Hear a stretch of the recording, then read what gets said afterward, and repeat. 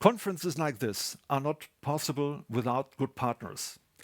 And good partners we have found, we have good speakers found, and therefore I'm very glad that we have made this with record numbers in participation and in people who contribute to this kind of conference. And in order to have a good opening, we have lined up quite a good number of high caliber speakers. And the very first person I would like to introduce to open this conference today is Ambassador Wolfgang Ischinger. Ambassador Wolfgang Ischinger is the chairman of the Munich Security Conference, which is the largest conference on security issues in the world at all. And he has been kind of a founding father for us as well. He has supported it right from the beginning. And typically, we have done it one day prior to the Munich Security Conference. And that's where the name comes from, Munich Cybersecurity Conference, which becomes a very large conference for cybersecurity issues in the meantime. So, and I would like to ask Wolfgang Ischinger to say a few words of welcome to us. A very warm welcome to all the participants, sponsors and partners of this year's Munich Cyber Security Conference. As most of you will be aware, the Munich Security Conference was able to organize a very high-level virtual event earlier this year at the end of February, also transmitted from the Hotel Bayerischer Hof. So this is a continuation of a new tradition. I want to particularly pay tribute to Ralf Wintergerst and his company Giesecke and Devrient as the main sponsor of this conference and their partners. Giesecke and Devrient have also been a long-standing ally of the Munich Security Conference, and we're indebted to the company for their for sharing their expertise and for helping us move forward. The role of digital technology has not only grown, it has literally exploded, as we have learned through this year of the pandemic. We are waking up, as a matter of fact, to a new reality. The new reality is that data is power. And data in the future is also going to be synonymous with prosperity. So this is important not only for the technology nerds, this is important for all of us, for citizens, for governments, for the business community, of course, most centrally. Let me make 3 quick points. First, Europe needs to become more capable when it comes to mastering, regulating, and innovating digital technologies.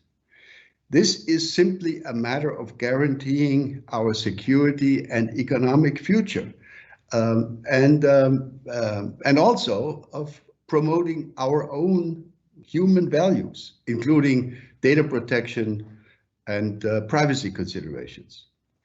Second, when we talk about European sovereignty, it's important that this is not the same as wishing to disrupt our relationship across the Atlantic. On the contrary, European digital sovereignty will work only if it is coordinated, if it is done with close coordination across the Atlantic. And let me take this thought a step further. We need to understand that our digital sovereignty will depend on cooperation with the United States. I hope that our American friends will also understand that European digital sovereignty is not against them, it's not directed against them or against NATO or against the close transatlantic partnership. If Europe becomes more capable, this is also going to be an asset to the United States.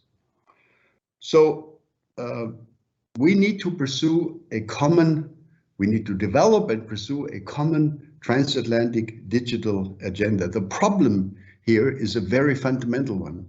It is a fundamental problem of international relations. It's the question of trust and mistrust, the lack of trust. The Munich Security Conference has recently organized a poll, the results of which are worrisome. The results are that we don't trust each other. We don't trust our governments. We have problems, our citizens have problems trusting the companies. But even more importantly, we don't trust each other across the Atlantic.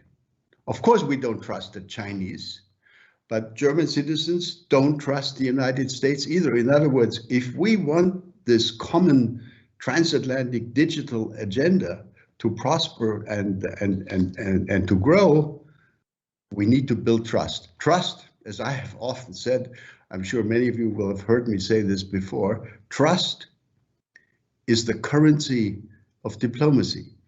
In the absence of trust, negotiation completion is almost inconceivable. With trust, literally nothing is impossible. Where diplomacy and cyberspace meet, trust is therefore of the essence. So let me end on this particular point. How do we promote Europe's digital capabilities while promoting trust across the Atlantic at the same time? I would be very happy if some of the attention of this particular conference, which is now being started today, could be devoted to this double challenge that we're going to be facing in coming days, months, and years. I wish you a great conference. Thank you very much. Thank you, Ambassador Ischinger. And as we know him, direct words to direct problems.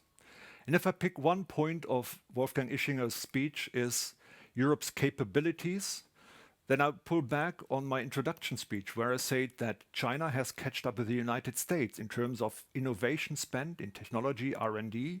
Approximately both countries line up at 600 billion US dollars per year. Europe altogether brings it to 500. So my thesis is Europe has it all and has all in their hands in order to make it happen. So there is no hurdle, and the point Wolfgang made is coordination and speed is of essence.